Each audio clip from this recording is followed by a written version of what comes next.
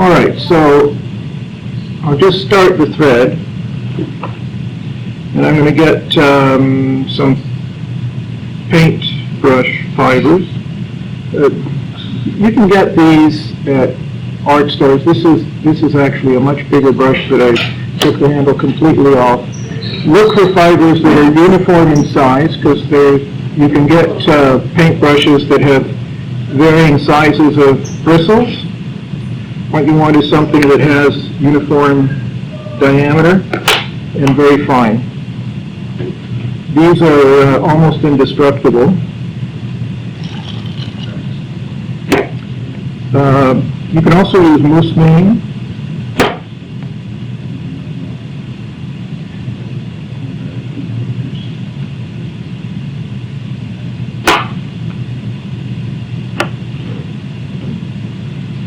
Now the tails are quite long, at least as long as the body. You can adjust, once you've got them tied onto the top of the hook, you can adjust the length by pulling in either direction. And just hold them to make sure they stay on top of the hook as you wind back.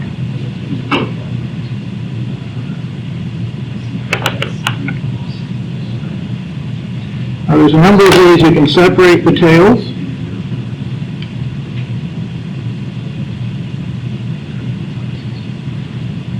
As you get close to the back is when I like to add the ribbing. And one of the things I do for ribbing is I take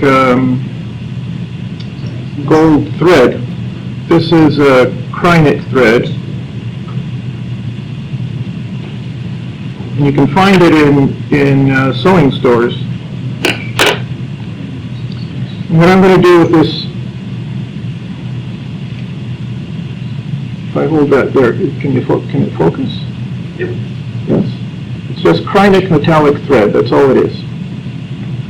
So I just cut off a little piece, and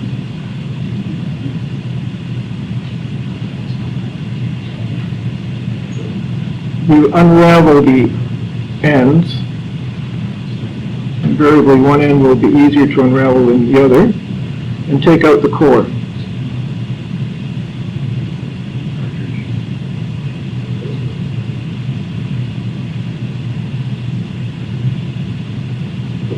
Okay, that's good enough.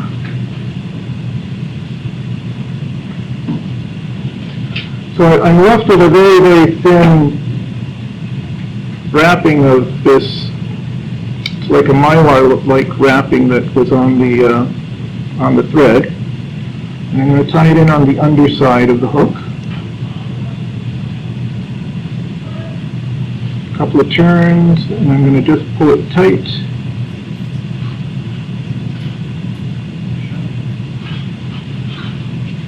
Now, what I want to do is make sure that the tail fibers stay on top. The ribbing can wander a little bit, doesn't really matter. When I get to the back, this is where I want to separate the tails. Now to separate the tails, my favorite method is simply use the tying thread. And what I do is I simply fold them back a little bit, and they will separate naturally into, I've got 4 fibers here. So they separate quite naturally. I'm going to go over the near one and under the far one.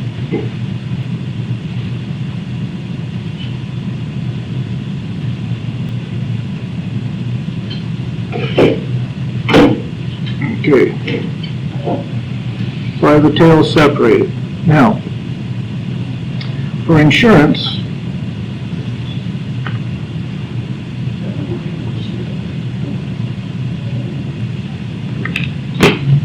I'm going to take some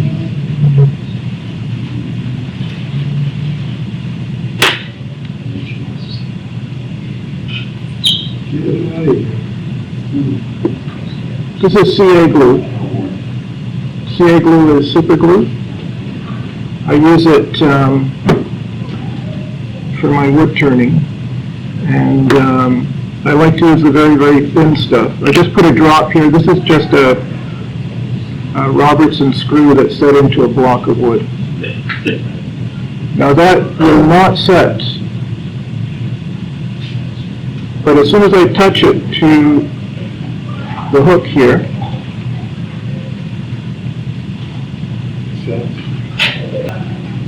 so that locks in the two tails. Can you see this?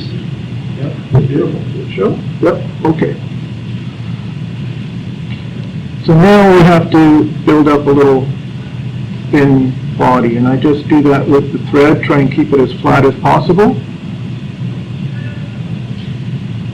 Sorry, what colour was the thread again? Does that matter? It's just Rusty brown. rusty brown. Rusty brown.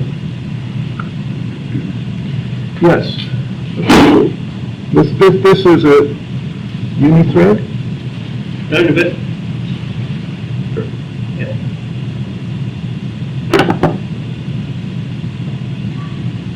Okay. And now the ribbon. So I'm just going to twist this up until it goes round again. And this makes for a very delicate little rib.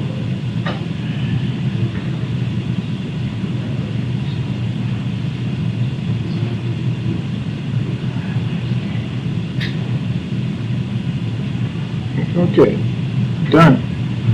So there's tail and body.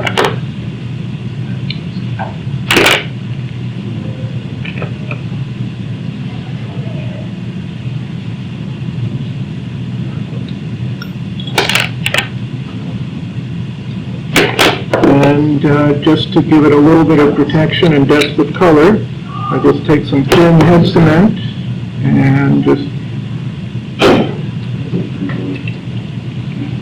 add a little coating to the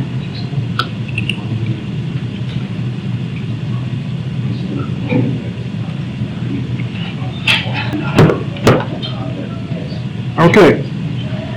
Now that's just one way to separate tails. Would you like me to show you another? Because that takes a little bit of learning, but in my opinion it's the easiest way to do it.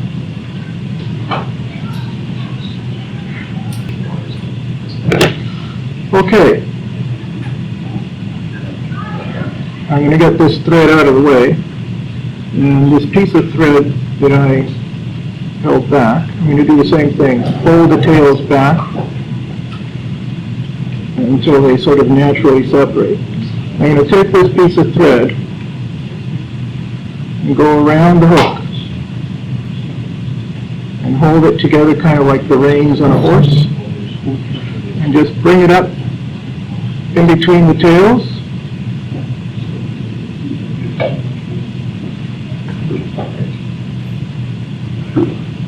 And just lash it down. Now with this, depending on how much tension I apply, I can get a little bit more spread. Once I'm happy with that position. Is that visible there? Yep. So that's just taking the thread around, pulling it and separating the tails. That's a very easy way of separating the tails. The downside is that when you've got ribbing, it can get in the way. Do you ever just use the tag end and leave it on and then pull it forward? Yes, but this gets it on both sides of the hook. Whereas with the tag end, you've only got one, unless you double that up.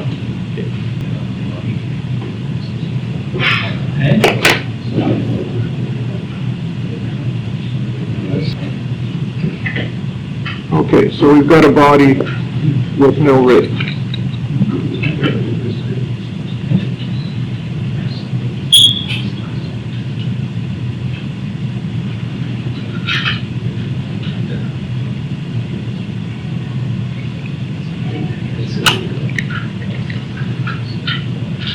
Right, winging material. I like to use organza, and the reason I like to use organza is because it gives a shimmer to the wings that's almost impossible to reproduce with any other material. So I've got some samples of organza here because I don't often see it in fly shops, but you can certainly see it at dressmaker supply. How many flies will that collect? This will tie a couple of thousand. 63 billion. Somebody asked, it was Charlie Craven at the Midwest show. He had a package of dubbing, and he was using dubbing to tie a certain pattern. He was using just a very little bit. And somebody said, well, how many flies can you tie with that? And he said, I'll tell you exactly, 800 dozen. He actually produced 800 dozen with a package of dubbing. Anyway, I don't know how many this will tie, but I have curiosity, and I work close to dressmaker supplies, and sometimes I go for a walk at lunchtime, and I wander in, and I see this stuff, and I say, I wonder what this will look like on a hook. So organza is a material that was originally made using silk, and the characteristic of it is that it has, you know, if I tell you about warp and weft on a loom, you understand what I mean? The warp is the foundation, which is all of the fibers running vertically, and the weft is the fiber that runs east-west. And the weft on organza is a very stiff fiber. And if you pull at it, you can get these very stiff fibers coming out. They have a lot of shimmer. So, that's it. And there's different colors and there's different sheens, and each one of them will have their use. I'm going to be using this because it's very shimmery, and it also is very stiff and easy to see. The other stuff isn't as easy to see. So what you have to do is, what you want to do is cut off a strip. There you go. You need a strip about 3/8 of an inch wide with the weft fibers, the stiff fibers, running lengthwise. And then you cut that into smaller segments.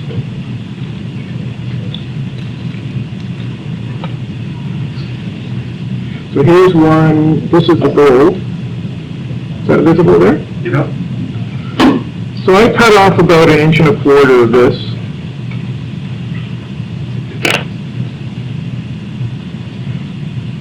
And I take a few fibers off the top.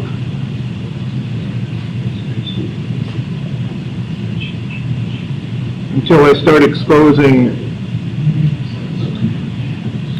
the warp fibers.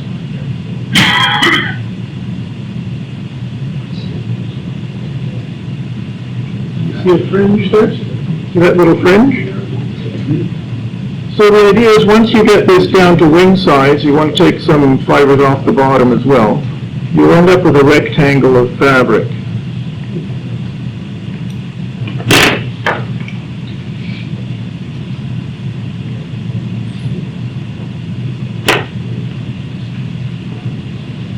Something like that. And that's about enough fibers to tie a decent wing for a fly about this size. So what you want to do is then start removing the warp fibers in the middle. Those reddish fibers have to start coming out. Now the first couple are hard to take out, but if you get a good pair of tweezers, there we go.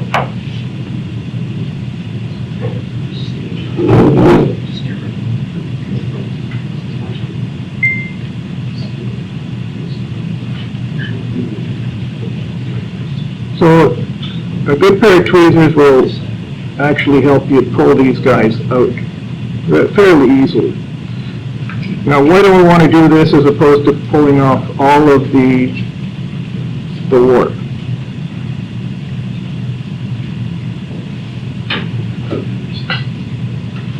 Can you see the sort of blank space in the middle?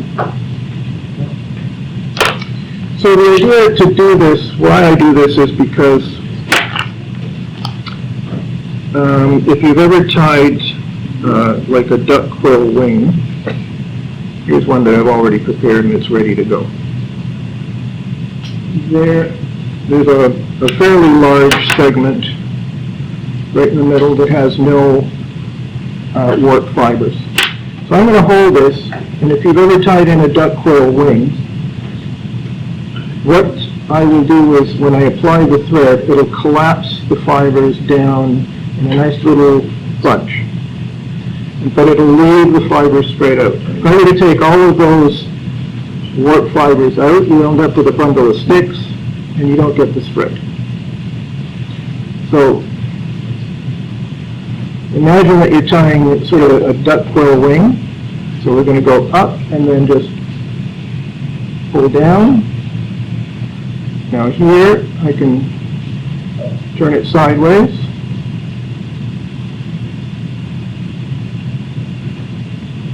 And figure eight it.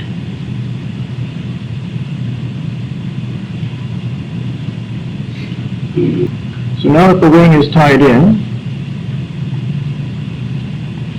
I can finish the thorax. I can either take out these remaining fibers now or wait until after the thorax is done. So I'm going to do the latter. And I'm just going to use some of this ultrafine dubbing. And just to get the fibers aligned, I'm going to just pull it apart and put it back together. Because literally I want to get my fingers dirty with this stuff, no more than just a fine coating to dress the thread.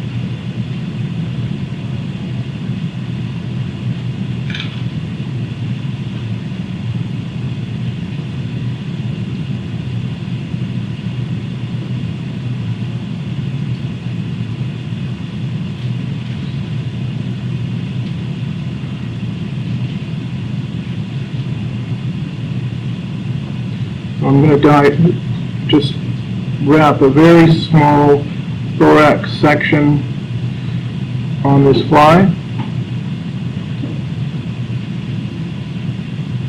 finishing up just behind the eye of the hook.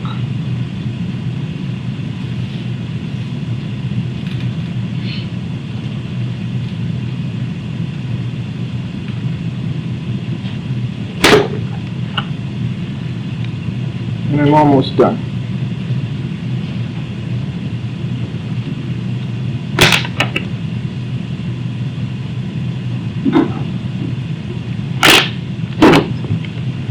Okay, so all I have left now is to remove the remaining warp fibers, and I can do that just with a little comb.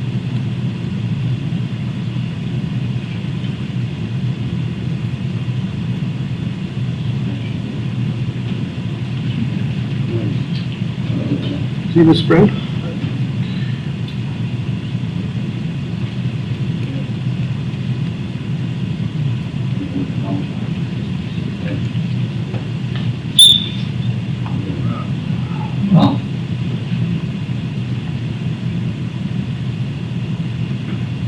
Okay, so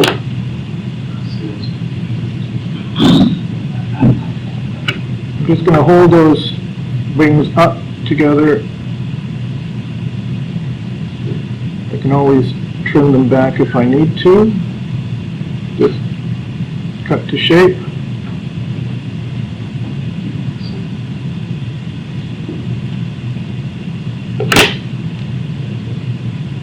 Done.